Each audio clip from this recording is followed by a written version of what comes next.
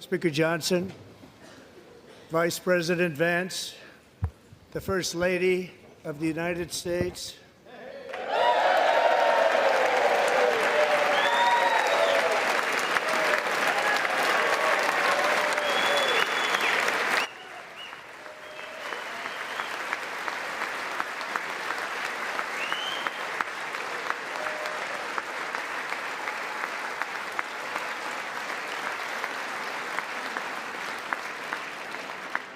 members of the United States Congress, thank you very much. And to my fellow citizens, America is back.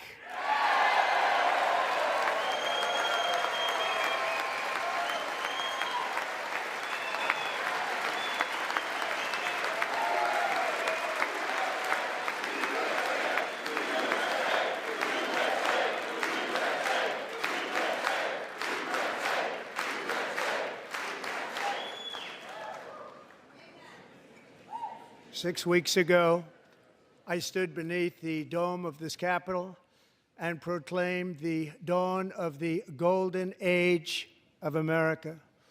From that moment on, it has been nothing but swift and unrelenting action to usher in the greatest and most successful era in the history of our country.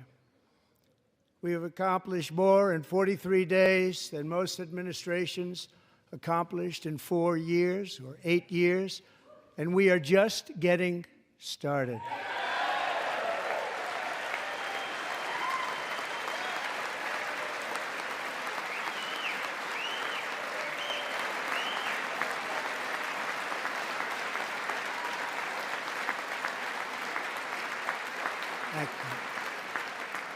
I return to this chamber tonight to report that America's momentum is back, our spirit is back, our pride is back, our confidence is back, and the American dream is surging bigger and better than ever before.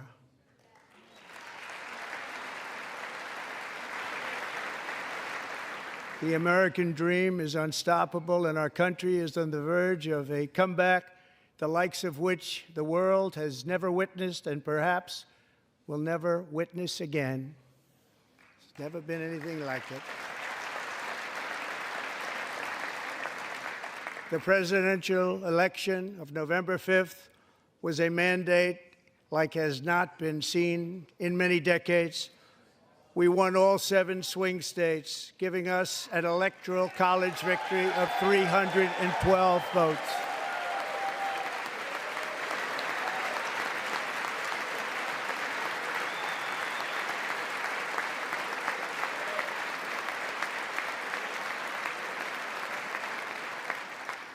We won the popular vote by big numbers and won counties in our country.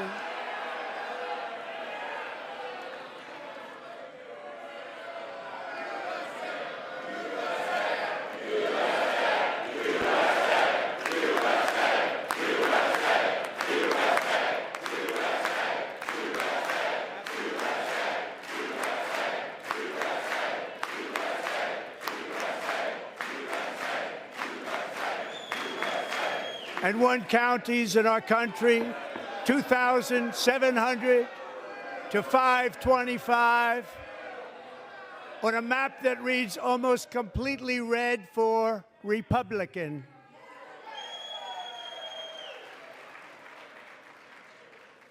Now, for the first time in modern history, more Americans believe that our country is headed in the right direction than the wrong direction. In fact, it's an astonishing record, 27-point swing, the most ever.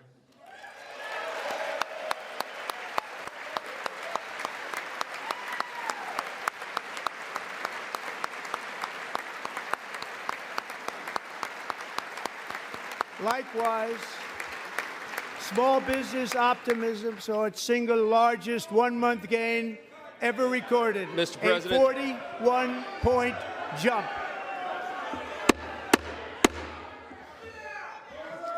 Members are directed to uphold and maintain decorum in the House and to cease any further disruptions.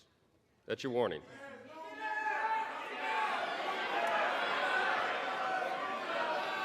Members are engaging in willful and continuing breach of decorum, and the chair is prepared to direct the Sergeant-at-Arms to restore order to the joint session.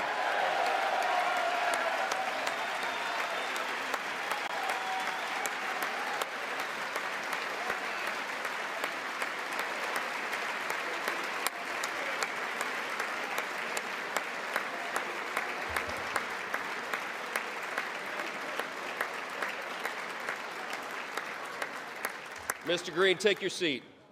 Take your seat, sir. Take your seat. Finding that members continue to engage in willful and concerted disruption of proper decorum, the chair now directs the Sergeant-at-Arms to restore order. Remove this gentleman from the chamber.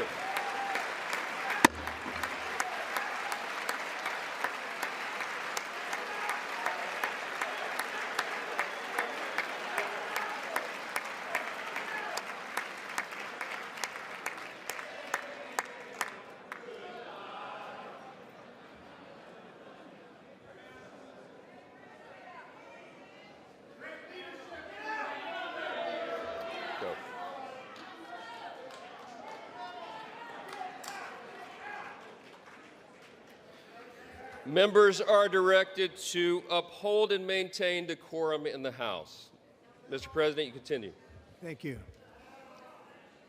Over the past 6 weeks, I have signed nearly 100 executive orders and taken more than 400 executive actions, a record to restore common sense, safety, optimism, and wealth all across our wonderful land.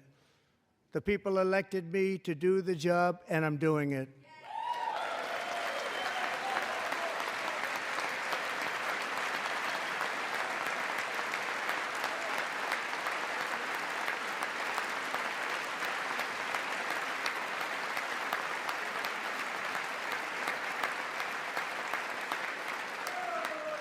In fact, it has been stated by many that the first month of our presidency, it's our presidency, is the most successful in the history of our nation. By many.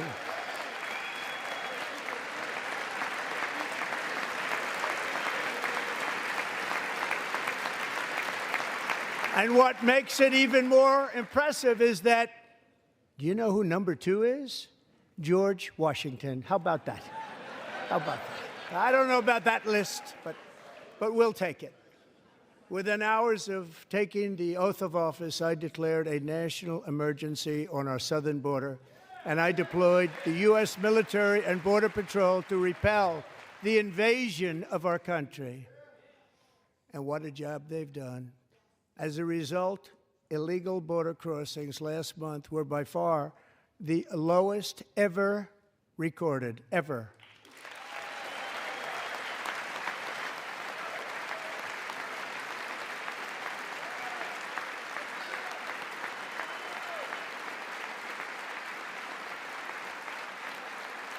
They heard my words and they chose not to come. Much easier that way.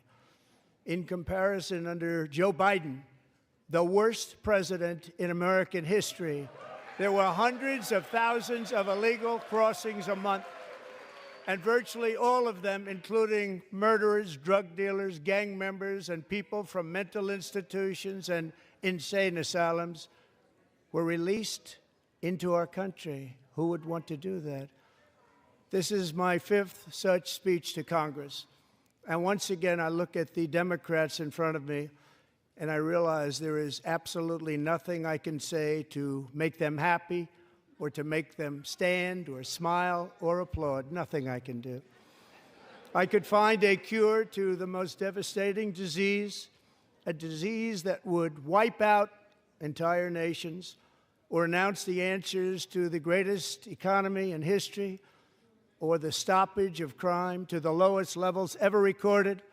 And these people sitting right here will not clap, will not stand, and certainly will not cheer for these astronomical achievements. They won't do it, no matter what. Five times I've been up here. It's very sad, and it just shouldn't be this way.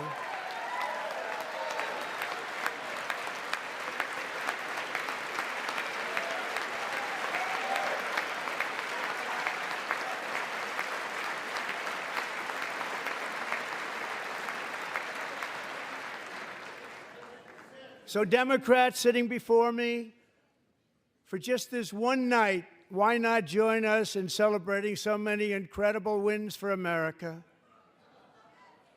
For the good of our nation, let's work together and let's truly make America great again.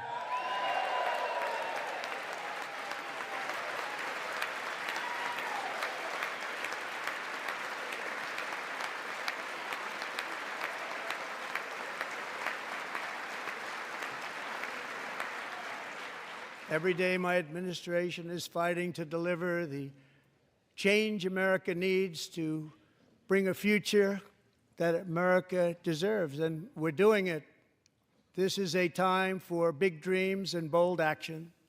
Upon taking office, I imposed an immediate freeze on all federal hiring, a freeze on all new federal regulations, and a freeze on all foreign aid.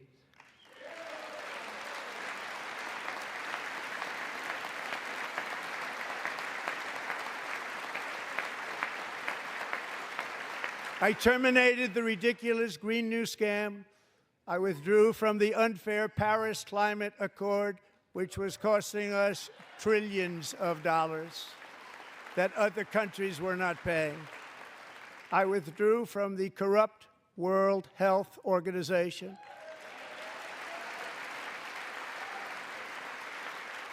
And I also withdrew from the anti-American UN Human Rights Council.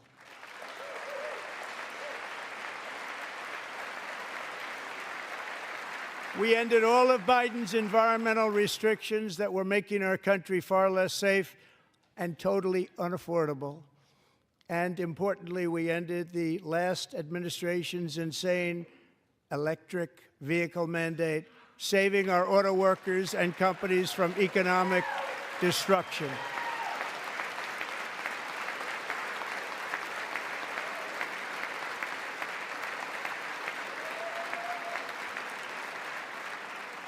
To unshackle our economy, I have directed that for every one new regulation, 10 old regulations must be eliminated, just like I did in my very successful first term.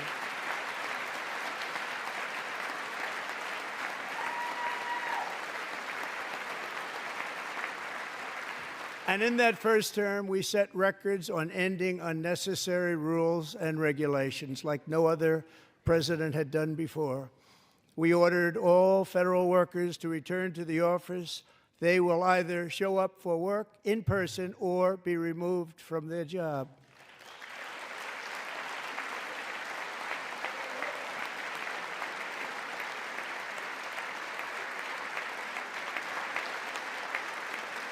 And we have ended weaponized government where, as an example, a sitting president is allowed to viciously prosecute his political opponent, like me. How did that work out? Not too good. Not too good.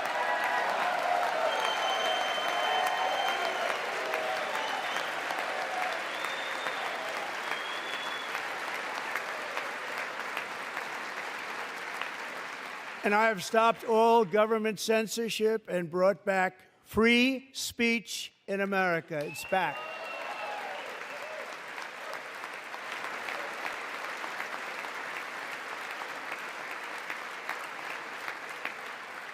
And 2 days ago, I signed an order making English the official language of the United States of America.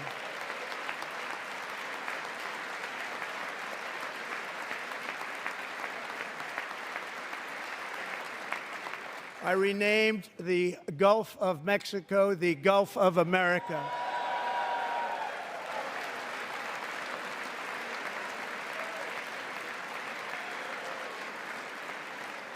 And likewise, I renamed, for a great president, William McKinley, Mount McKinley again. Beautiful Alaska. We love Alaska. We've ended the tyranny of so-called diversity, equity, and inclusion policies all across the entire federal government and, indeed, the private sector and our military. And our country will be woke no longer.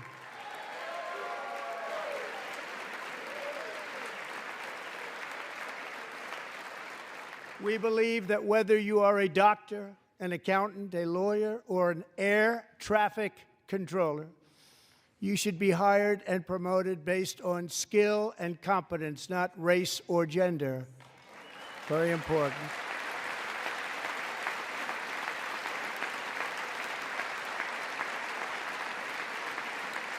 You should be hired based on merit.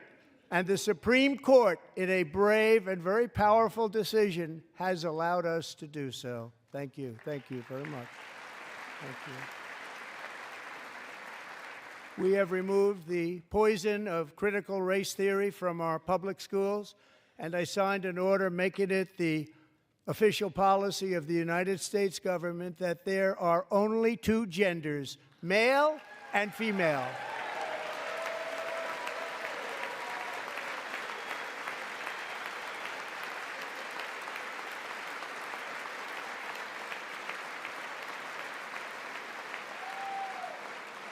I also signed an executive order to ban men from playing in women's sports.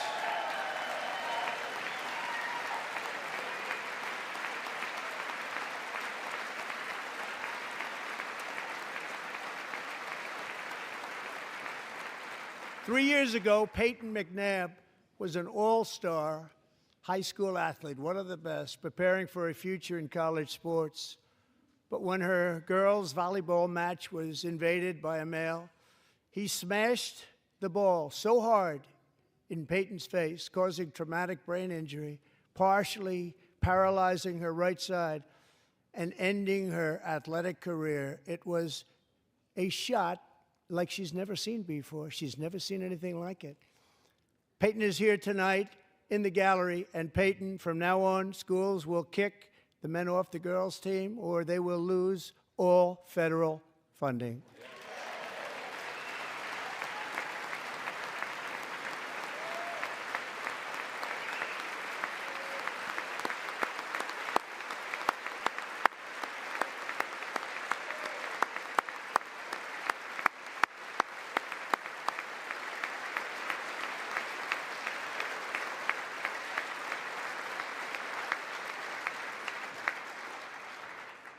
And if you really want to see numbers, just take a look at what happened in the women's boxing, weightlifting, track and field, swimming, or cycling, where a male recently finished a long-distance race 5 hours and 14 minutes ahead of a woman for a new record by 5 hours.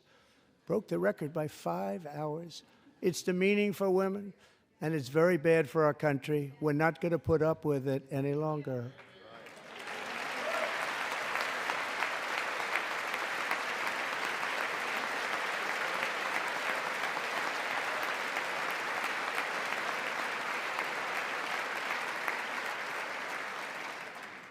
What I have just described is only a small fraction of the common sense revolution that is now, because of us, sweeping the entire world. Common sense has become a common theme, and we will never go back. Never. Never going to let that happen. Among my very highest priorities is to rescue our economy and get dramatic and immediate relief to working families. As you know, we inherited from the last administration an economic catastrophe and an inflation nightmare. Their policies drove up energy prices, pushed up grocery costs, and drove the necessities of life out of reach for millions and millions of Americans. They've never had anything like it. We suffered the worst inflation in 48 years, but perhaps even in the history of our country. They're not sure. As president, I'm fighting every day to reverse this damage and make America affordable again.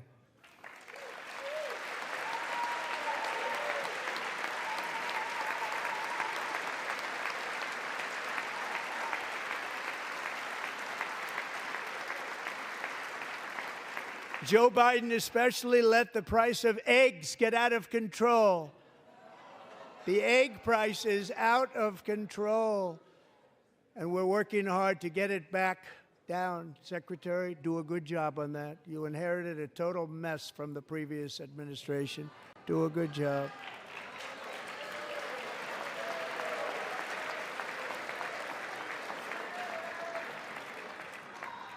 A major focus of our fight to defeat inflation is rapidly reducing the cost of energy. The previous administration cut the number of new oil and gas leases by 95%, slowed pipeline construction to a halt, and closed more than 100 power plants. We are opening up many of those power plants right now.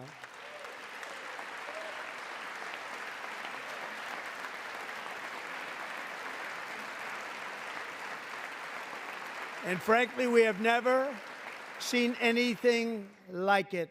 That's why on my first day in office, I declared a national energy emergency. As you've heard me say many times, we have more liquid gold under our feet than any nation on earth, and by far. And now I fully authorize the most talented team ever assembled to go and get it. It's called Drill, Baby, Drill.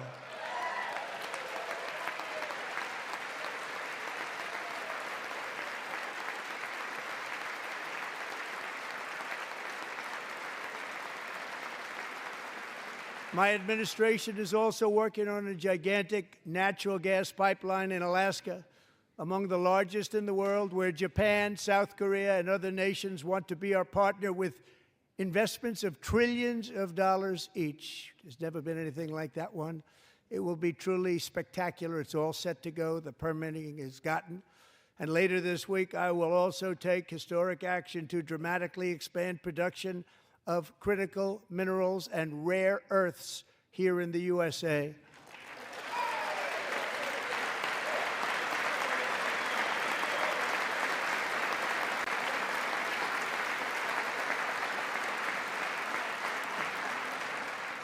To further combat inflation, we will not only be reducing the cost of energy, but will be ending the flagrant waste of taxpayer dollars.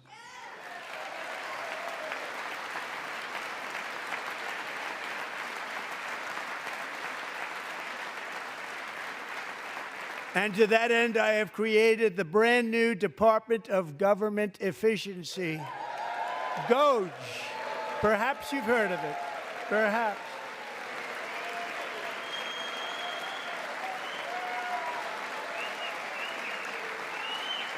Which is headed by Elon Musk, who is in the gallery tonight.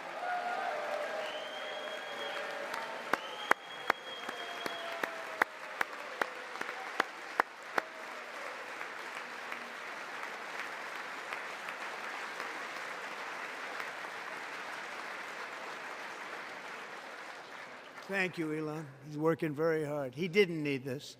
He didn't need this. Thank you very much. We appreciate it. Everybody here, even this side, appreciates it, I believe. They just don't want to admit that. Just listen to some of the appalling waste we have already identified. $22 billion from HHS to provide free housing and cars for illegal aliens. $45 million for diversity, equity, and inclusion scholarships in Burma. $40 million to improve the social and economic inclusion of sedentary migrants. Nobody knows what that is. $8 million to promote LGBTQI+ in the African nation of Lesotho, which nobody has ever heard of. $60 million for indigenous peoples and Afro-Colombian empowerment in Central America. $60 million. $8 million for making mice transgender. This is real. $32 million for a left-wing propaganda operation in Moldova. $10 million for male circumcision in Mozambique. $20 million for the Arab Sesame Street in the Middle East. It's a program, $20 million for a program. $1.9 billion to recently created Decarbonization of Homes Committee, headed up, and we know she's involved. Just at the last moment, the money was passed over by a woman named Stacey Abrams. Have you ever heard of her? A $3.5 million consulting contract for lavish fish monitoring. $1.5 million for voter confidence in Liberia. $14 million for social cohesion in Mali. $59 million for illegal alien hotel rooms in New York City. He's a real estate developer. He's done very well. $250,000 to increase vegan local climate action innovation in Zambia. $42 million for social and behavior change in Uganda. $14 million for improving public procurement in Serbia. $47 million for improving learning outcomes in Asia. Asia's doing very well with learning. I don't know what we're doing. We should use it ourselves. And $101 million for DEI contracts at the Department of Education, the most ever paid, nothing even like it. Under the Trump administration, all of these scams, and they're far worse, but I didn't think it was appropriate to talk about them. They're so bad. Many more have been found out and exposed and swiftly terminated by a group of very intelligent, mostly young people, headed up by Elon, and we appreciate it. We found hundreds of billions of dollars of fraud.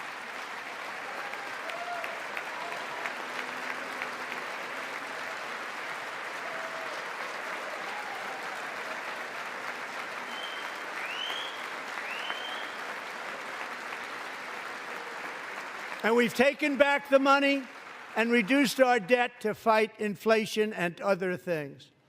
Taken back a lot of that money. We got it just in time. This is just the beginning. The Government Accountability Office, a federal government office, has estimated annual fraud of over $500 billion in our nation, and we are working very hard to stop it. We're going to. We're also identifying shocking levels of incompetence and probable fraud in the Social Security program for our seniors, and that our seniors and people that we love rely on. Believe it or not, government databases list 4.7 million Social Security members from people aged 100 to 109 years old. It lists 3.6 million people from ages 110 to 119. I don't know any of them. I know some people that are rather elderly, but not quite that elderly.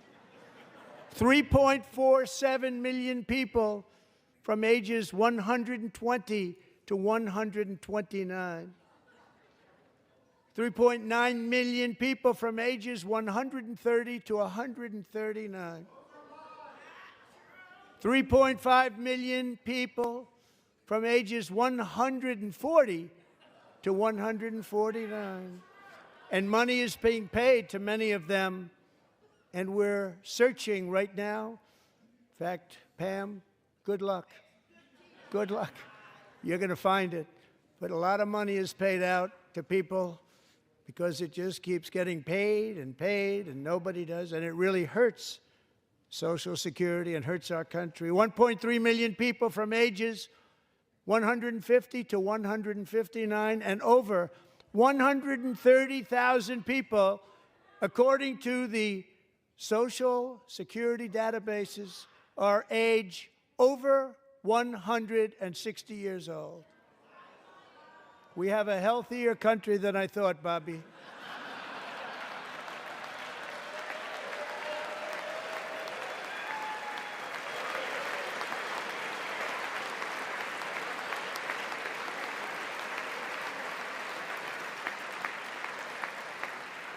Including, to finish, 1,039 people between the ages of 220 and 229 One person between the age of 240 and 249, and one person is listed at 360 years of age. More than 100 years. More than 100 years older than our country. But we're going to find out where that money's going, and it's not going to be pretty. By slashing all of the fraud, waste, and theft we can find, we will defeat inflation, bring down mortgage rates, lower car payments and grocery prices, protect our seniors, and put more money in the pockets of American families.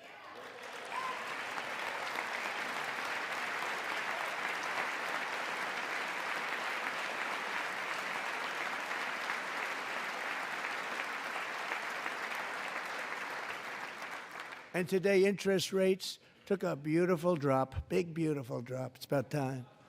And in the near future, I want to do what has not been done in 24 years, balance the federal budget. We're going to balance it.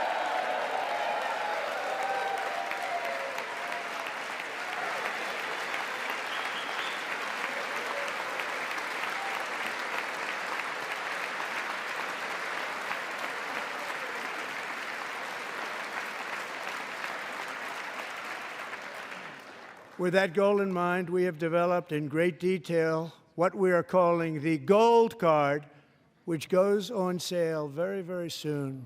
For $5 million, we will allow the most successful job-creating people from all over the world to buy a path to U.S. citizenship. It's like the green card, but better and more sophisticated. And these people will have to pay tax in our country. They won't have to pay tax from where they came. The money that they've made, you wouldn't want to do that, but they have to pay tax, create jobs. They'll also be taking people out of colleges and paying for them so that we can keep them in our country instead of having them being forced out. Number one, at the top school, as an example, being forced out and not being allowed to stay and create tremendous numbers of jobs and great success for a company out there. So while we take out the criminals, killers, traffickers, and child predators who are allowed to enter our country under the open border policy of these people, the Democrats, the Biden administration, the open border insane policies that you've allowed to destroy our country, we will now bring in brilliant, hardworking, job-creating people. They're going to pay a lot of money, and we're going to reduce our debt with that money.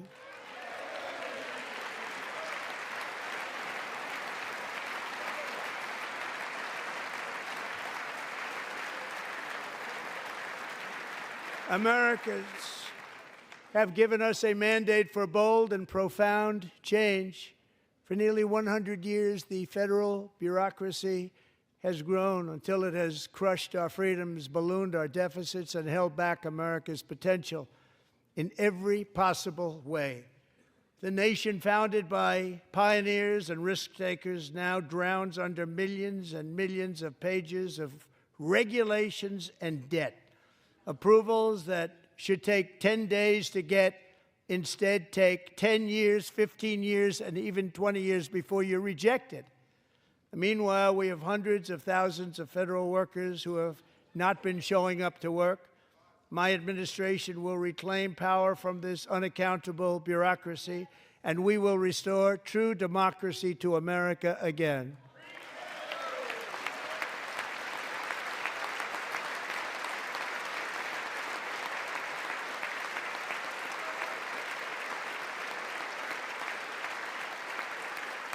And any federal bureaucrat who resists this change will be removed from office immediately. Because we are draining the swamp. It's very simple. And the days of rule by unelected bureaucrats are over.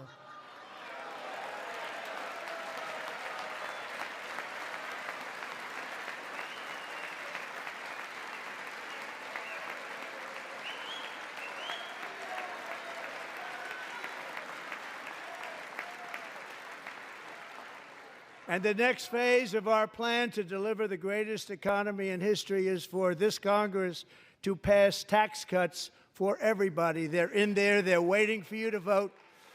And I'm sure that the people on my right, I don't mean the Republican right, but my right here, I'm sure you're going to vote for those tax cuts, because otherwise I don't believe the people will ever vote you into office. So I'm doing you a big favor by telling you that.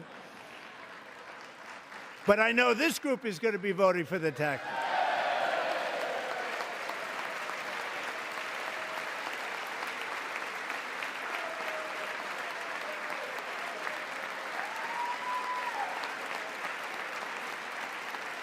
Thank you. It's a very, very big part of our plan. We had tremendous success in our first term with it. A very big part of our plan. We're seeking permanent income tax cuts all across the board. And to get urgently needed relief to Americans hit especially hard by inflation, I'm calling for no tax on tips, no tax on overtime, and no tax on Social Security benefits for our great seniors.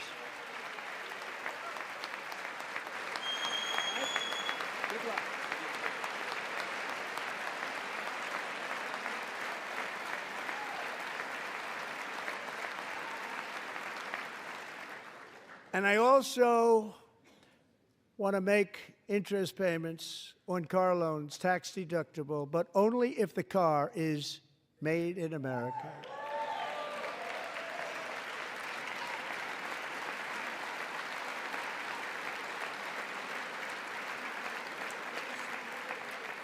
And by the way, we're going to have growth in the auto industry like nobody's ever seen. Plants are opening up all over the place. Deals are being made. Never seen. That's a combination of the election win and tariffs. It's a beautiful word, isn't it? That, along with our other policies, will allow our auto industry to absolutely boom. It's going to boom. Spoke to the majors today, all three, the top people, and they're so excited. In fact, already numerous car companies have announced that they will be building massive automobile plants in America, with Honda just announcing a new plant in Indiana, one of the largest anywhere in the world.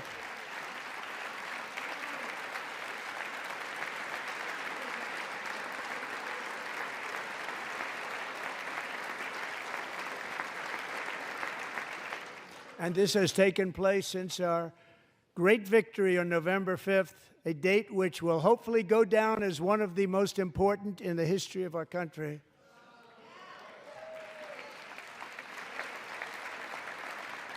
In addition, as part of our tax cuts, we want to cut taxes on domestic production and all manufacturing. And just as we did before, we will provide 100% expensing. It will be retroactive to January 20th, 2025. And it was one of the main reasons why our tax cuts were so successful in our first term, giving us the most successful economy in the history of our country. First term. We had a great first term.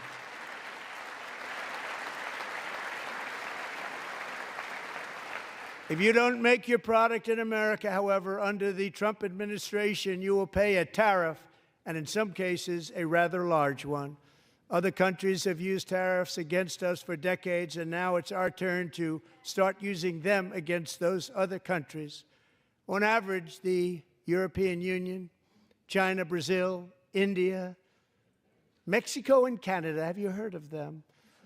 And countless other nations charge us tremendously higher tariffs than we charge them. It's very unfair. India charges us auto tariffs higher than 100%. China's average tariff on our products is twice what we charge them. And South Korea's average tariff is 4 times higher. Think of that, 4 times higher. And we give so much help militarily and in so many other ways to South Korea, but that's what happens. This is happening by friend and foe. This system is not fair to the United States and never was, and so on April 2nd, I wanted to make it April 1st, but I didn't want to be accused of April Fool's Day. That's not, just one day cost us a lot of money. But we're going to do it in April. I'm a very superstitious person. April 2nd, reciprocal tariffs kick in. And whatever they tariff us, other countries, we will tariff them. That's reciprocal, back and forth. Whatever they tax us, we will tax them. If they do non-monetary tariffs to keep us out of their market, then we will do non-monetary barriers to keep them out of our market. There's a lot of that, too. They don't even allow us in their market. We will take in trillions and trillions of dollars and create jobs like we have never seen before. I did it with China, and I did it with others, and the Biden administration couldn't do anything about it because there was so much money they couldn't do anything about it. We have been ripped off for decades by nearly every country on earth, and we will not let that happen any longer.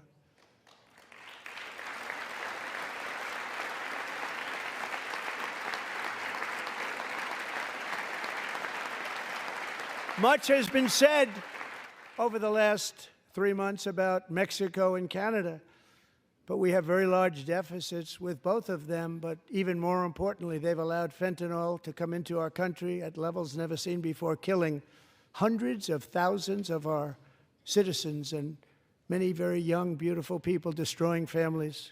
Nobody's ever seen anything like it. They are, in effect, receiving subsidies of hundreds of billions of dollars. We pay subsidies to Canada and to Mexico of hundreds of billions of dollars, and the United States will not be doing that any longer. We're not going to do it any longer.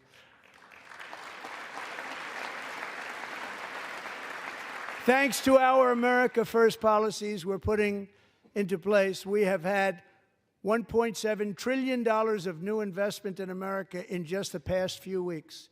The combination of the election and our economic policies that people of SoftBank, one of the most brilliant anywhere in the world, announced a $200 billion investment. OpenAI and Oracle, Larry Ellison, announced $500 billion investment, which they wouldn't have done if Kamala had won. Apple announced $500 billion investment. Tim Cook called me. He said, I cannot spend it fast enough. It's going to be much higher than that, I believe. They'll be building their plants here instead of in China. And just yesterday, Taiwan Semiconductor, the biggest in the world, most powerful in the world, has a tremendous amount, 97% of the market, announced a $165 billion investment to build the most powerful chips on earth right here in the USA.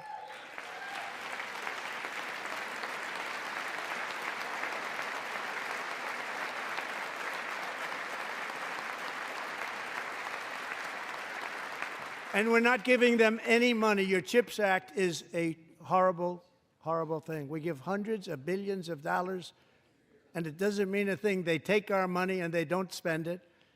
All that meant to them, we're giving them no money. All that was important to them was they didn't want to pay the tariffs, so they came and they're building, and many other companies are coming. We don't have to give them money. We just want to protect our businesses and our people. And they will come because they won't have to pay tariffs if they build in America. So it's very amazing. You should get rid of the CHIP Act, and whatever's left over, Mr. Speaker, you should use it to reduce debt or any other reason you want to.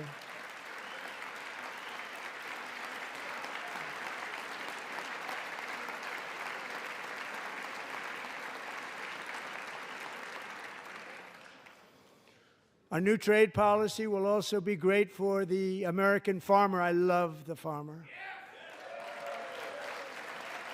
who will now be selling into our home market, the USA, because nobody is going to be able to compete with you. Because those goods that come in from other countries and companies, they're really in a bad position in so many different ways. They're uninspected. They may be very dirty and disgusting, and they come in and they pour in, and they hurt our American farmers. The tariffs will go on agricultural product coming into America, and our farmers, starting on April 2nd, it may be a little bit of an adjustment period. We had that before when I made the deal with China, $50 billion of purchases, and I said, just bear with me, and they did. They did. Probably have to bear with me again, and this will be even better. That was great The problem with it was that Biden didn't enforce it. He didn't enforce it. $50 billion of purchases, and we were doing great, but Biden did not enforce it, and it hurt our farmers. But our farmers are going to have a field day right now. So to our farmers, have a lot of fun. I love you too. I love you too. It's all going to happen.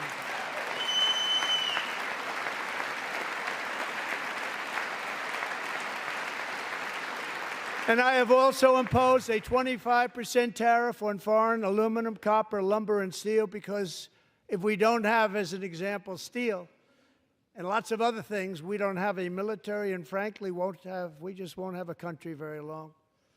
Here today is a proud American steelworker, fantastic person from Decatur, Alabama, Jeff Denard. Has been working at the same steel plant for 27 years in a job that has allowed him to serve as the captain of his local volunteer fire department, raise 7 children with his beautiful wife, Nicole, and over the years provide a loving home for more than 40 foster children. So great, Jeff.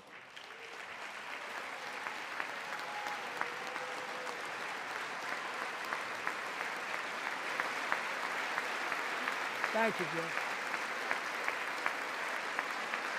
Thank you, Jeff.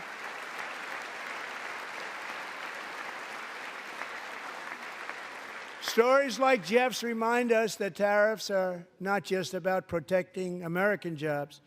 They're about protecting the soul of our country. Tariffs are about making America rich again and making America great again, and it's happening, and it will happen rather quickly. There'll be a little disturbance, but we're okay with that. It won't be much. No, you're not. Oh. And look where Biden took us. Very low, the lowest we've ever been. Jeff, I want to thank you very much. And I also want to recognize another person who has devoted herself to foster care community. She works so hard on it. A very loving person, our magnificent First Lady of the United States.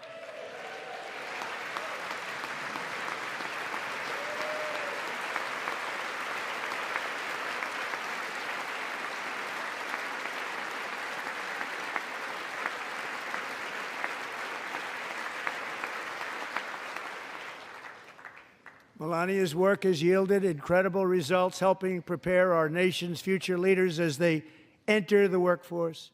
Our First Lady is joined by 2 impressive young women, very impressive. Haley Ferguson, who benefited from the First Lady's Fostering the Future initiative and is poised to complete her education and become a teacher. And Elliston Berry, who became a victim of an illicit deepfake image produced by a peer. With Elliston's help, the Senate just passed the Take It Down Act, and this is so important. Thank you very much, John. John Thune, thank you. Stand up, John. Thank you, John.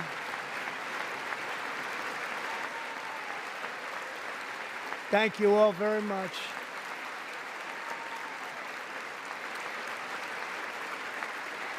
Thank you. And thank you to John Thune and the Senate. Great job. To criminalize the publication of such images online is a terrible, terrible thing. And once it passes the House, I look forward to signing that bill into law. Thank you. And I'm going to use that bill for myself, too, if you don't mind. Because nobody gets treated worse than I do online. Nobody. That's great. Thank you very much to the Senate. Thank you. But if we truly care about protecting Americans' children, no step is more crucial than securing America's borders. Over the past 4 years, 21 million people poured into the United States. Many of them were murderers, human traffickers, gang members, and other criminals from the streets of dangerous cities all throughout the world. Because of Joe Biden's insane and very dangerous open border policies, they are now strongly embedded in our country, but we are getting them out and getting them out fast.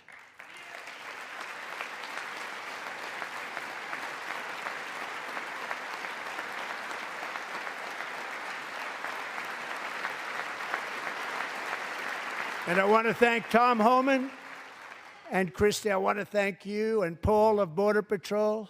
I want to thank you. What a job they've all done, everybody. Border Patrol, ICE, law enforcement in general is incredible. We have to take care of our law enforcement. Have to.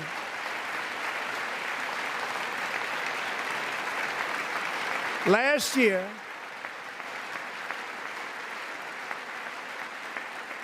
a brilliant 22-year-old nursing student named Laken Riley, the best in her class, admired by everybody, went out for a jog on the campus of the University of Georgia. That morning, Laken was viciously attacked, assaulted, beaten, brutalized, and horrifically murdered. Laken was stolen from us by a savage illegal alien gang member who was arrested while trespassing across Biden's open southern border and then set loose into the United States under the heartless policies of that failed administration. It was indeed a failed administration. He had then been arrested and released in a Democrat-run sanctuary city, a disaster, before ending the life of this beautiful young angel. With us this evening are Laken's beloved mother, Allison, and her sister, Lauren.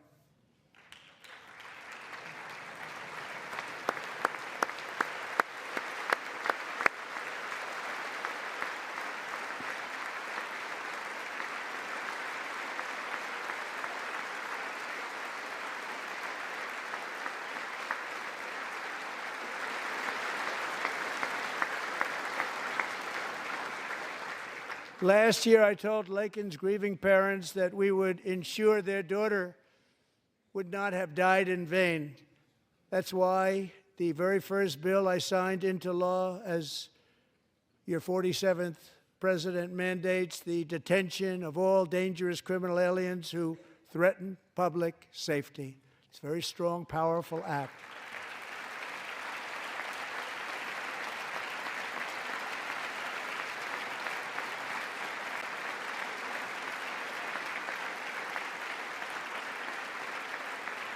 It's called the Laken-Riley Act. So Allison and Lauren, America will never, ever forget our beautiful Laken Hope Riley.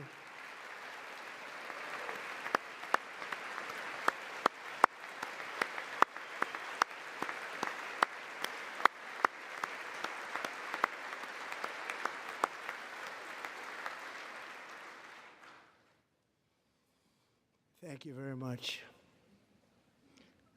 Since taking office, my administration has launched the most sweeping border and immigration crackdown in American history, and we quickly achieved the lowest numbers of illegal border crossers ever recorded. Thank you.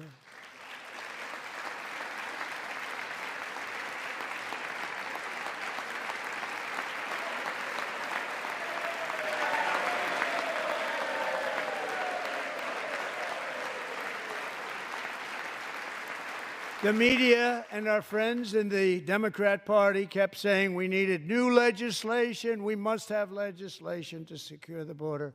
But it turned out that all we really needed was a new president.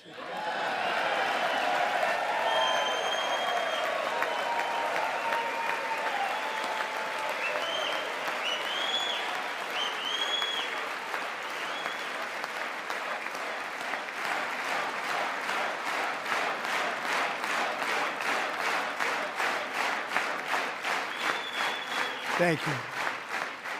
Joe Biden didn't just open our borders, he flew illegal aliens over them to overwhelm our schools, hospitals, and communities throughout the country.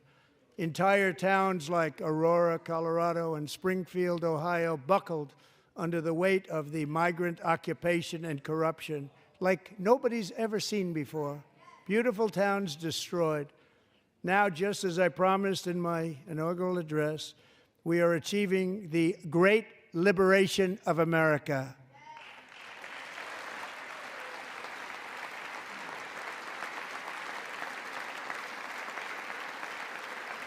But there still is much work to be done. Here tonight is a woman I have gotten to know Alexis Nungary from Houston. Wonderful woman. Last June, Alexis's 12-year-old daughter, her precious Jocelyn, walked to a nearby convenience store. She was kidnapped, tied up, assaulted for 2 hours under a bridge, and horrifically murdered. Arrested and charged with this heinous crime are 2 illegal alien monsters from Venezuela, released into America by the last administration through their ridiculous open border. The death of this beautiful 12-year-old girl and the agony of her mother and family touched our entire nation greatly. Alexis, I promised that we would always remember your daughter, your magnificent daughter, and earlier tonight I signed an order keeping my word to you. One thing I have learned about Jocelyn is that she loved animals so much. She loved nature. Across Galveston Bay, from where Jocelyn lived in Houston, you will find a magnificent national wildlife refuge, a pristine, peaceful, 34,000-acre sanctuary for all of God's creatures on the edge of the Gulf of America. Alexis, moments ago, I formally renamed that refuge in loving memory of your beautiful daughter, Jocelyn. So, Mr. Vice President, if you would, may I have the order?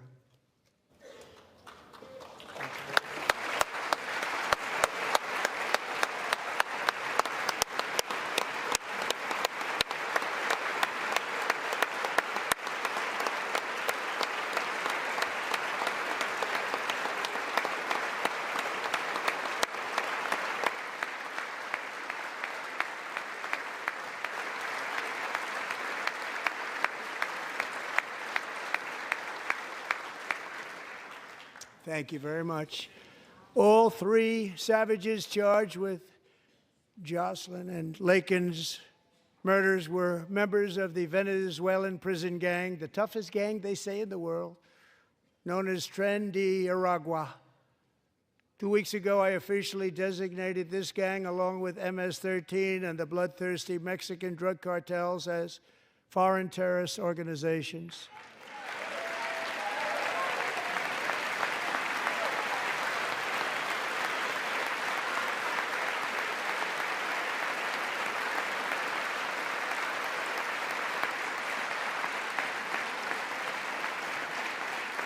They are now officially in the same category as ISIS, and that's not good for them. Countless thousands of these terrorists were welcomed into the U.S. by the Biden administration. But now every last one will be rounded up and forcibly removed from our country, or, if they're too dangerous, put in jails, standing trial in this country, because we don't want them to come back ever. With us this evening is a warrior on the front lines of that battle, Border Patrol Agent Roberto Ortiz. Great guy.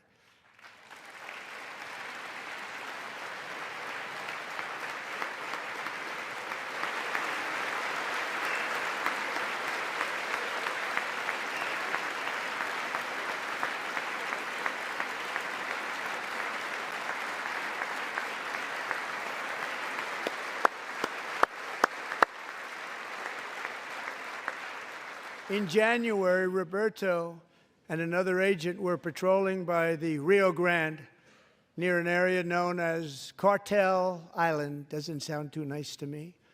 When heavily armed gunmen started shooting at them, Roberto saw that his partner was totally exposed, at great danger, and he leapt into action, returning fire and providing crucial seconds for his fellow agent to seek safety, just barely. I have some of the prints of that event, and it was not good. Agent Ortiz, we salute you for your great courage and for your line of fire that you took and for the bravery that you showed. We honor you, and we will always honor you. Thank you, Roberto, very much.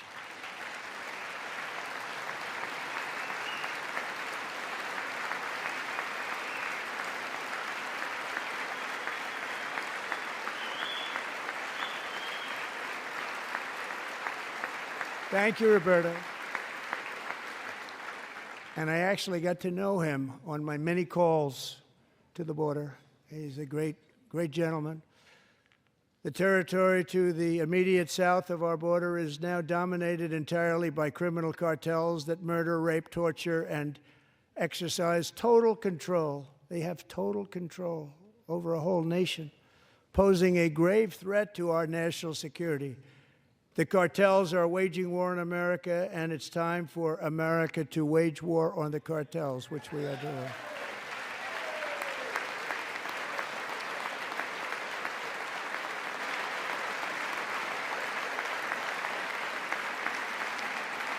Five nights ago, Mexican authorities, because of our tariff policies being imposed on them, think of this, handed over to us 29 of the biggest cartel leaders in their country. That has never happened before. They want to make us happy. First time ever.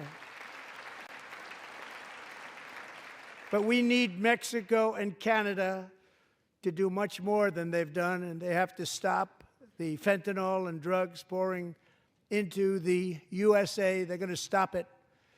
I have sent Congress a detailed funding request laying out exactly how we will eliminate these threats to protect our homeland and complete the largest deportation operation in American history, larger even than current record holder President Dwight D. Eisenhower, a moderate man, but someone who believed very strongly in borders. Americans expect Congress to send me this funding without delay so I can sign it into law. So, Mr. Speaker, John Thune, both of you, I hope you're going to be able to do that, Mr. Speaker. Thank you. Mr. Leader, thank you. Thank you very much. And let's get it to me. I'll sign it so fast, you won't even believe it.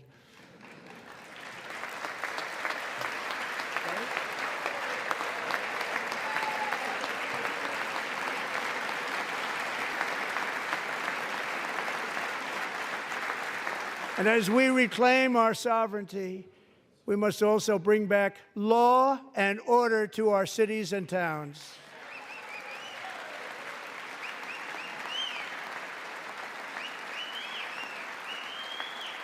In recent years, our justice system has been turned upside down by radical left lunatics. Many jurisdictions virtually ceased enforcing the law against dangerous repeat offenders while weaponizing law enforcement against political opponents like me.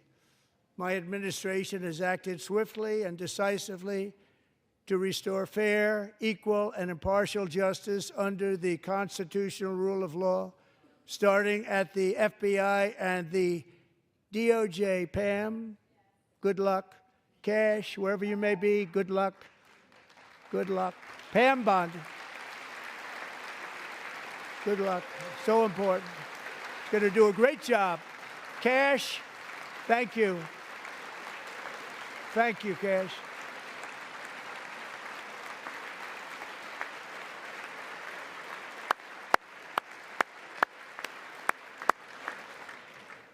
They've already started very strong. They're going to do a fantastic job. You're going to be very proud of them.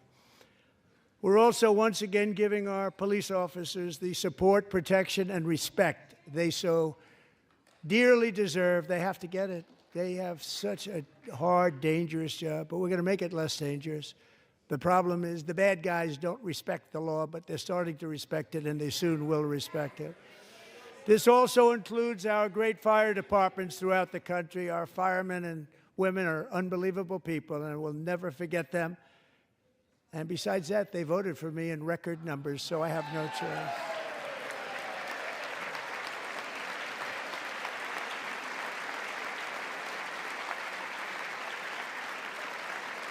One year ago this month, 31-year-old New York police officer Jonathan Diller, unbelievably wonderful person and a great officer, was gunned down at a traffic stop on Long Island. I went to his funeral. The vicious criminal charged with his murder had 21 prior arrests, and they were rough arrests, too. He was a real bad one. The thug in the seat next to him had 14 prior arrests, and went by the name of Killer. He was Killer. He killed other people, they say, a lot of them. I attended Officer Diller's service, and when I met his wife and one-year-old son, Ryan, it was very inspirational, actually. His widow's name is Stephanie, and she is here tonight. Stephanie, thank you very much, Stephanie. Thank you very much.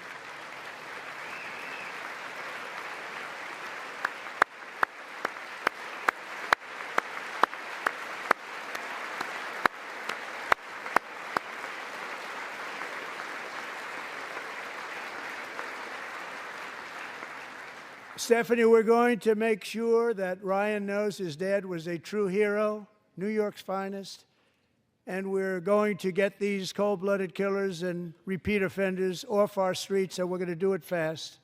Got to stop it. They get out with 28 arrests. They push people into subway trains. They hit people over the head, back of the head with baseball bats. We got to get them out of here. I've already signed an executive order requiring a mandatory death penalty for anyone who murders a police officer, and tonight I'm asking Congress to pass that policy into permanent law.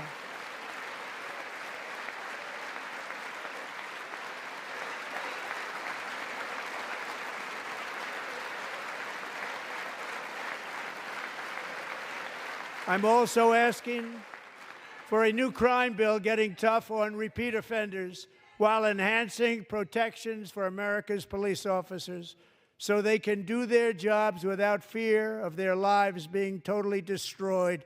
They don't want to be killed. We're not going to let them be killed. Joining us in the gallery tonight is a young man who truly loves our police.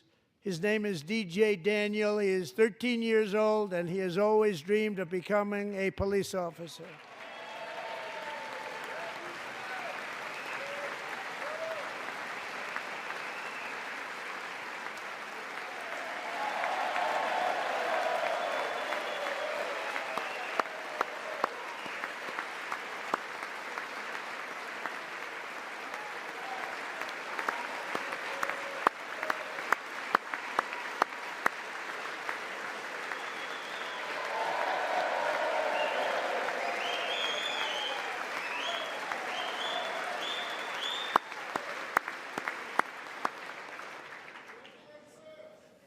But in 2018, DJ was diagnosed with brain cancer.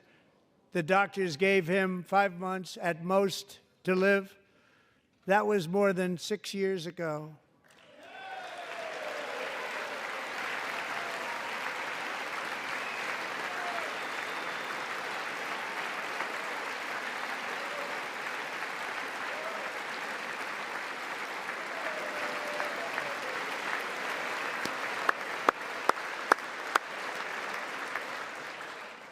Since that time, DJ and his dad have been on a quest to make his dream come true, and DJ has been sworn in as an honorary law enforcement officer, actually a number of times. The police love him, the police departments love him.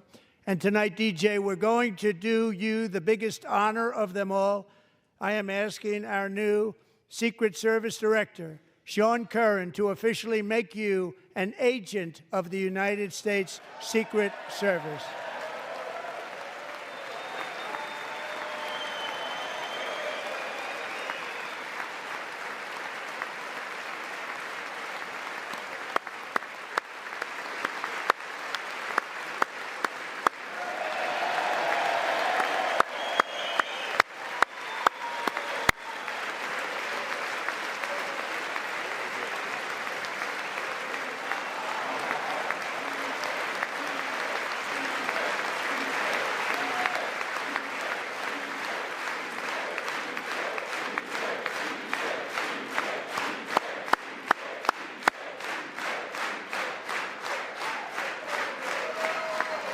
Thank you, DJ.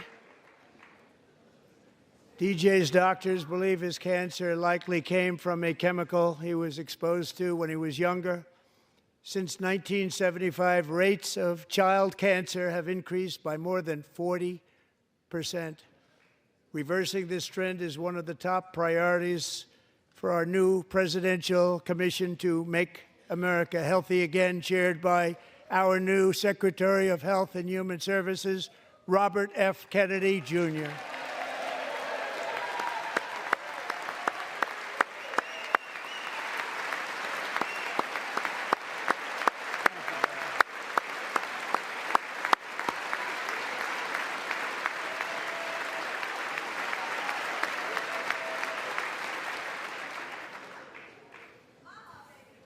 With the name Kennedy, you would have thought everybody over here would have been cheering. How quickly they forget. Our goal is to get toxins out of our environment, poisons out of our food supply, and keep our children healthy and strong. As an example, not long ago, and you can't even believe these numbers, 1 in 10,000 children had autism, 1 in 10,000. And now it's 1 in 36. There's something wrong, 1 in 36. Think of that.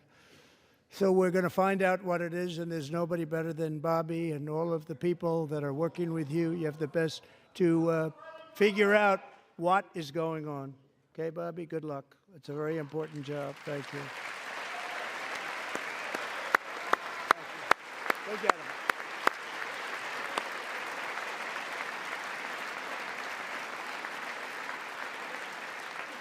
Thank you. My administration is also working to protect our children from toxic ideologies in our schools. A few years ago, January Littlejohn and her husband discovered that their daughter's school had secretly socially transitioned their 13-year-old little girl.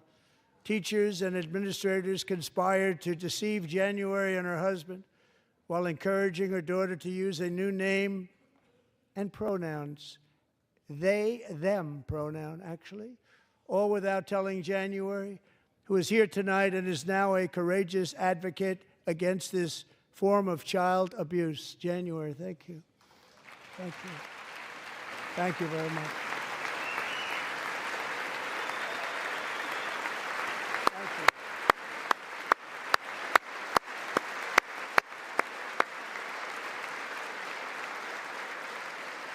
Thank you. Stories like this are why, shortly after taking office, I signed an executive order banning public schools from indoctrinating our children with transgender ideology.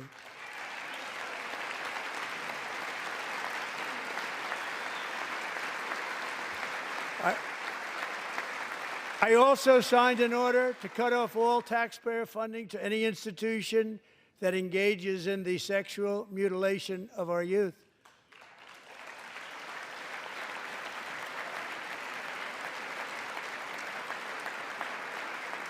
And now I want Congress to pass a bill permanently banning and criminalizing sex changes on children and forever ending the lie that any child is trapped in the wrong body. This is a big lie.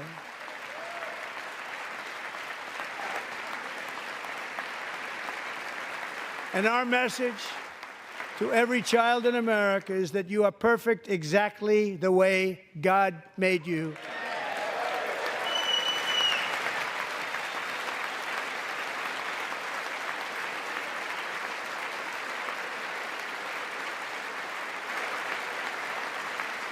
Because we're getting wokeness out of our schools and out of our military, and it's already out, and it's out of our society. We don't want it. Wokeness is trouble. Wokeness is bad. It's gone. It's gone. And we feel so much better for it, don't we? Don't we feel better? Our service members won't be activists and ideologues. They will be fighters and warriors. They will fight for our country. And Pete, congratulations. Secretary of Defense, congratulations.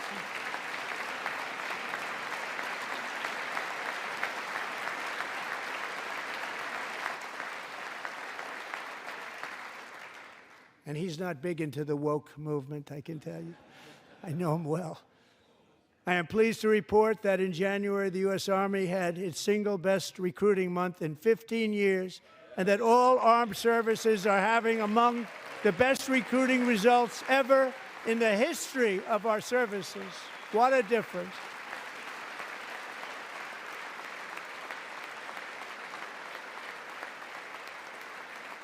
And you know, it was just a few months ago where the results were exactly the opposite. We couldn't recruit anywhere. We couldn't recruit. Now we're having the best results just about that we've ever had. What a tremendous turnaround. It's really a beautiful thing to see. People love our country again. It's very simple. They love our country, and they love being in our military again. So it's a great thing, and thank you very much. Great job. Thank you.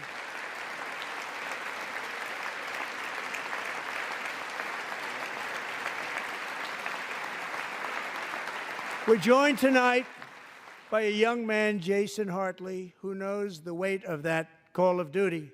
Jason's father, grandfather, and great-grandfather all wore the uniform.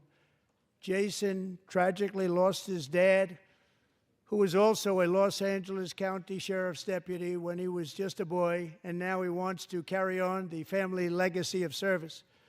Jason is a senior in high school, a six-letter varsity athlete, a really good athlete, they say, a brilliant student with a 4.46, that's good, GPA. And his greatest dream is to attend the U.S. Military Academy at West Point.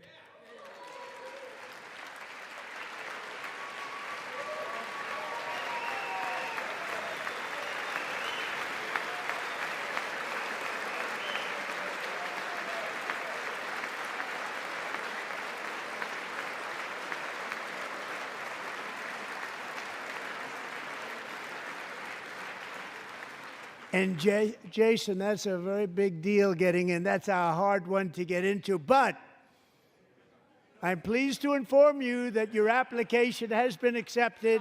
You will soon be joining the Corps of Cadets.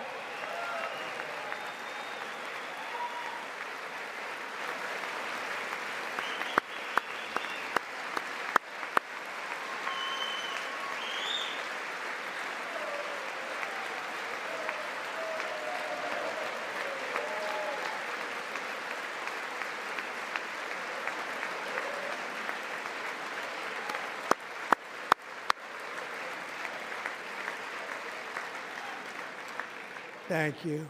Jason, you're going to be on the long gray line, Jason. As Commander-in-Chief, my focus is on building the most powerful military of the future.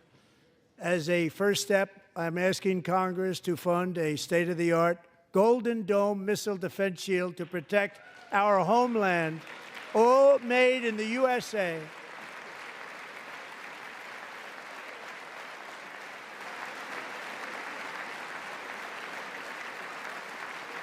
And Ronald Reagan wanted to do it long ago, but the technology just wasn't there, not even close. But now we have the technology. It's incredible, actually. And other places, they have it. Israel has it. Other places have it. And the United States should have it too, right, Tim, right? They should have it too. So I want to thank you. But it's a very, very important. This is a very dangerous world. We should have it. We want to be protected, and we're going to protect our citizens like never before. To boost our defense industrial base, we are also going to resurrect the American shipbuilding industry, including commercial shipbuilding and military shipbuilding.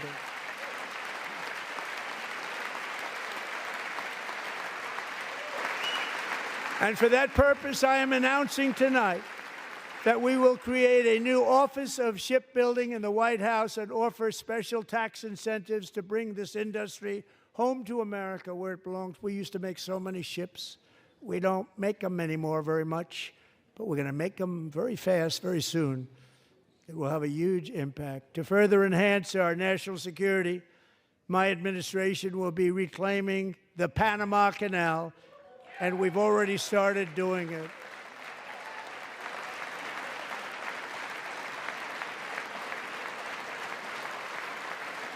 Just today, a large American company announced they are buying both ports around the Panama Canal and lots of other things having to do with the Panama Canal and a couple of other canals. The Panama Canal was built by Americans for Americans, not for others, but others could use it. But it was built at tremendous cost of American blood and treasure. 38,000 workers died building the Panama Canal. They died of malaria. They died of snake bites and mosquitoes. Not a nice place to work. They paid them very highly to go there, knowing there was a 25% chance that they would die. The most expensive project also that was ever built in our country's history, if you bring it up to modern day costs. It was given away by the Carter administration for $1, but that agreement has been violated very severely. We didn't give it to China. We gave it to Panama, and we're taking it back.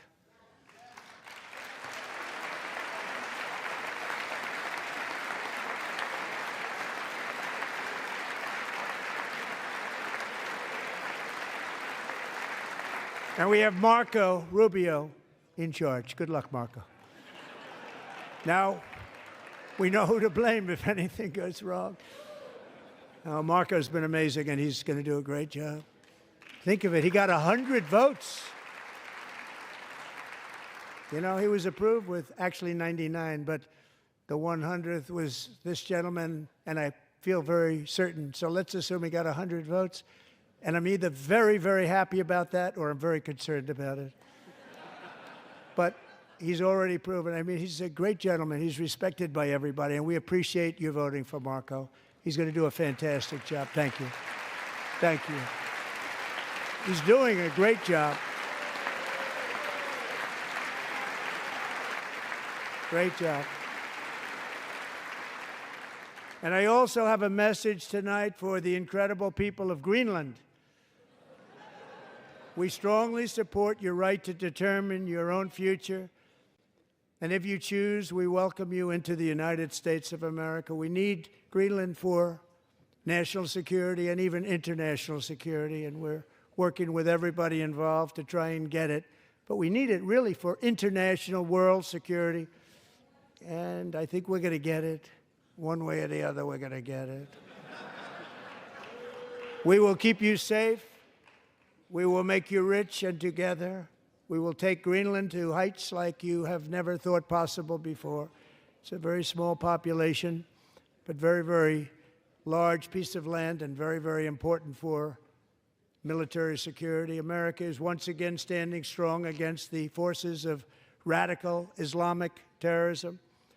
3.5 years ago, ISIS terrorists killed 13 American service members and countless others in the Abbey Gate bombing during the disastrous and incompetent withdrawal from Afghanistan. Not that they were withdrawing, it was the way they withdrew. Perhaps the most embarrassing moment in the history of our country. Tonight, I am pleased to announce that we have just apprehended the top terrorist responsible for that atrocity, and he is right now on his way here to face the swift sword of American justice.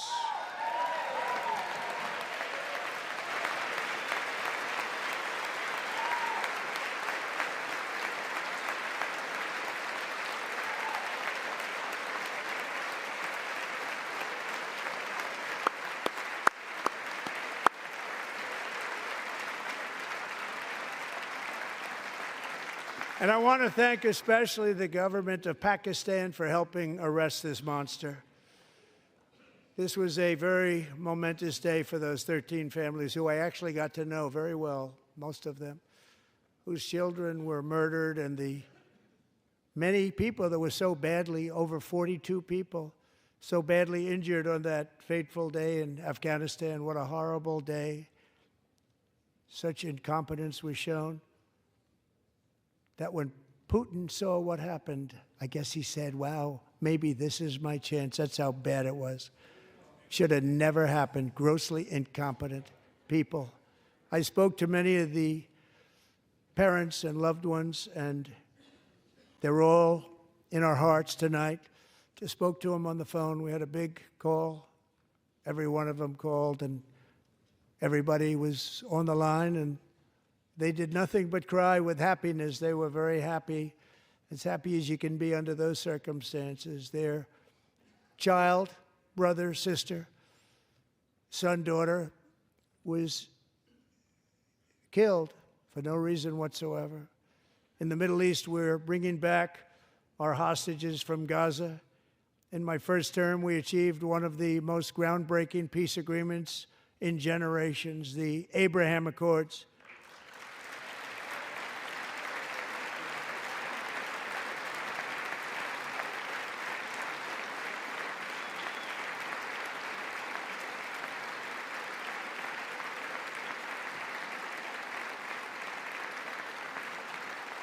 And now we're going to build on that foundation to create a more peaceful and prosperous future for the entire region. A lot of things are happening in the Middle East. People haven't been talking about that so much lately with everything going on with Ukraine and Russia.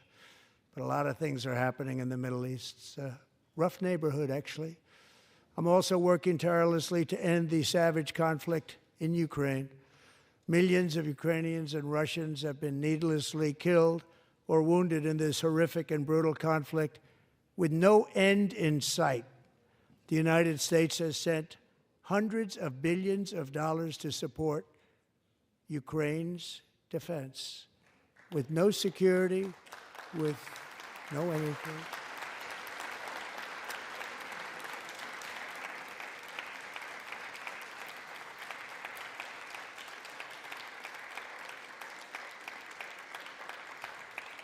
Do you want to keep it going for another 5 years? Yeah, you would say Pocahontas says yes.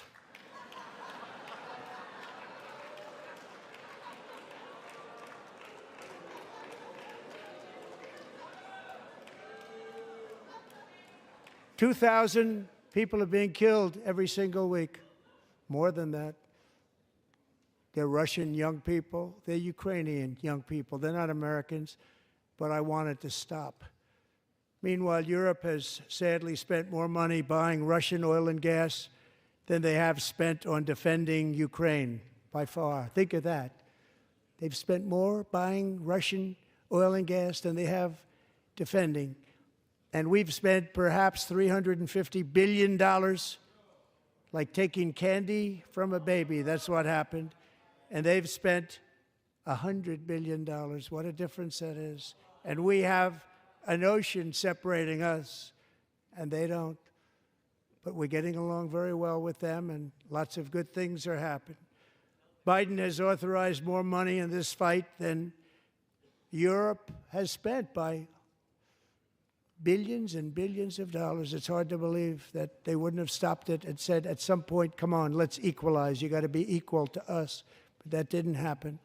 Earlier today, I received an important letter from President Zelensky of Ukraine. The letter reads, Ukraine is ready to come to the negotiating table as soon as possible to bring lasting peace closer. Nobody wants peace more than the Ukrainians, he said. My team and I stand ready to work under President Trump's strong leadership to get a peace that lasts. We do really value how much America has done to help Ukraine maintain its sovereignty and independence. Regarding the agreement on minerals and security, Ukraine is ready to sign it at any time that is convenient for you. I appreciate that he sent this letter, just got it a little while ago. Simultaneously, we've had serious discussions with Russia and have received strong signals that they are ready for peace. Wouldn't that be beautiful? Wouldn't that be beautiful?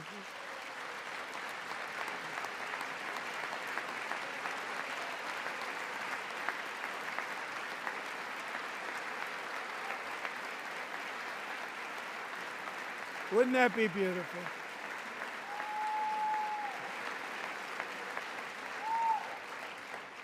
It's time to stop this madness. It's time to halt the killing. It's time to end this senseless war. If you want to end wars, you have to talk to both sides. Nearly 4 years ago, amid rising tensions, a history teacher named Mark Fogel was detained in Russia and sentenced to 14 years in a penal colony. Rough stuff.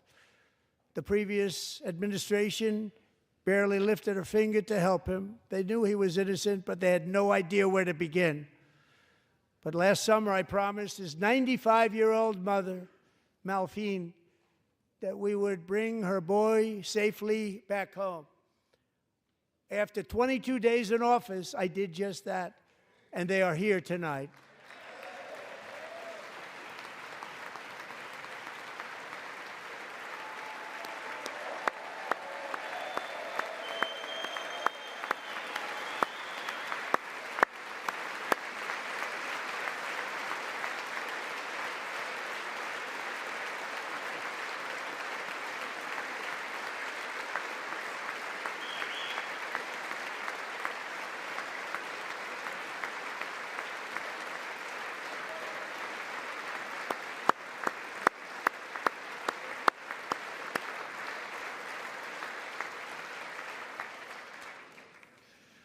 To Mark and his great mom, we are delighted to have you safe and sound and with us. As fate would have it, Mark Fogel was born in a small rural town in Butler, Pennsylvania. Have you heard of it? Where his mother has lived for the past 78 years. I just happened to go there last July 13th for a rally. That was not pleasant. And that is where I met his beautiful mom right before I walked onto that stage. And I told her I would not forget what she said about her son. And I never did I? Never forgot. Less than 10 minutes later, at that same rally, gunfire rang out, and a sick and deranged assassin unloaded 8 bullets from his sniper's perch into a crowd of many thousands of people. My life was saved by a fraction of an inch, but some were not so lucky. Corey Comparator was a firefighter, a veteran, a Christian, a husband, a devoted father, and above all, a protector. When the sound of gunshots pierced the air, it was a horrible sound. Corey knew instantly what it was and what to do. He threw himself on top of his wife and daughters and shielded them from the bullets with his own body. Corey was hit really hard. You know the story from there. He sacrificed his life to save theirs. 2 others, very fine people, were also seriously hit. But thankfully, with the help of 2 great country doctors, we thought they were gone and they were saved. So those doctors had great talent. We're joined by Corey's wife, Helen, who was his high school sweetheart, and their 2 beloved daughters, Allison and Kaylee. Thank you.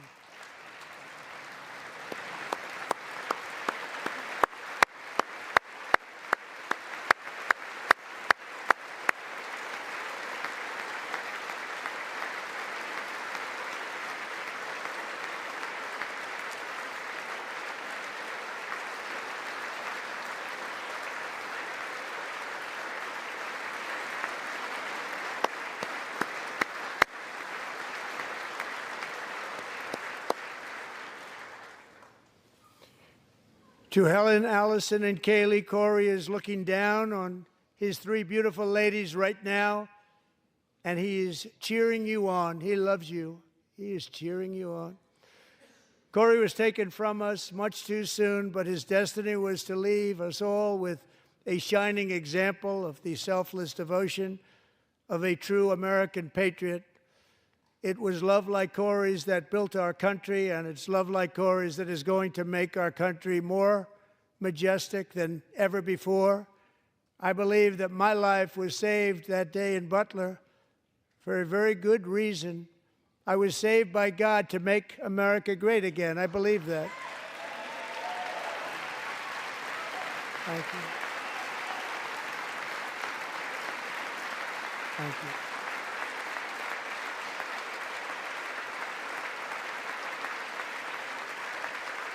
Thank you.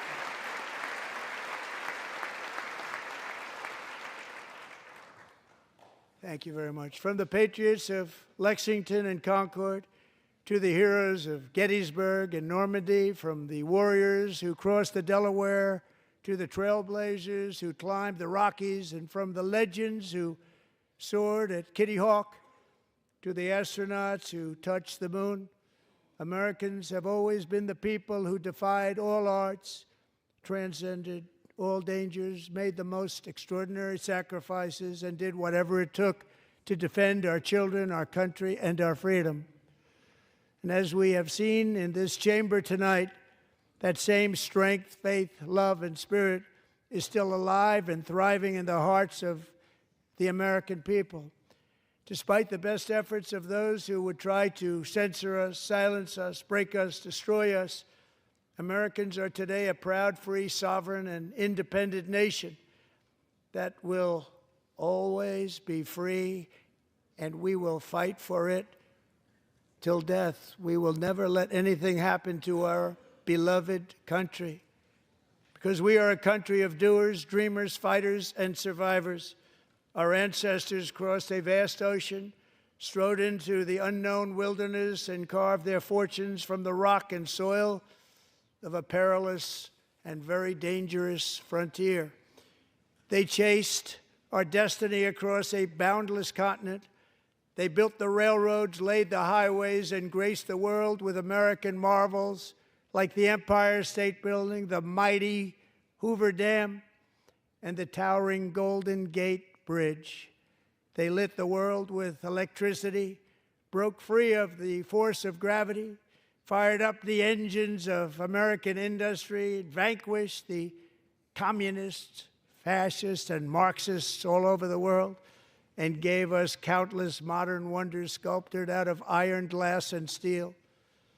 We stand on the shoulders of these pioneers who won and built the modern age, these workers who poured their sweat into the skylines of our cities, these warriors who shed their blood on fields of battle and gave everything they had for our rights and for our freedom. Now it is our time to take up the righteous cause of American liberty, and it is our turn to take America's destiny into our own hands and begin the most thrilling days in the history of our country. This will be our greatest era. With God's help, over the next 4 years, we are going to lead this nation even higher, and we are going to forge the freest, most advanced, most dynamic, and most dominant civilization ever to exist on the face of this earth. We are going to create the highest quality of life, build the safest and wealthiest and healthiest and most vital communities anywhere in the world. We are going to conquer the vast frontiers of science, and we are going to lead humanity into space and plant the American flag on the planet Mars and even far beyond.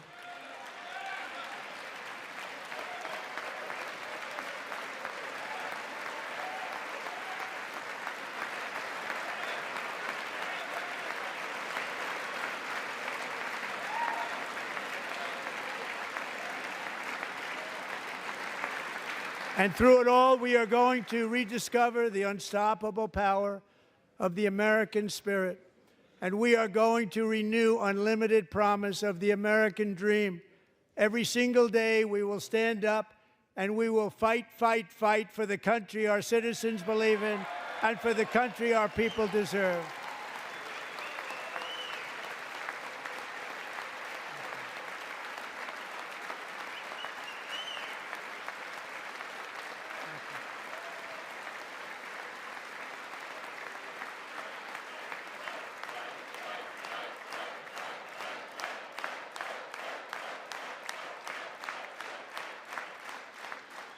My fellow Americans, get ready for an incredible future, because the golden age of America has only just begun. It will be like nothing that has ever been seen before. Thank you, God bless you, and God bless America.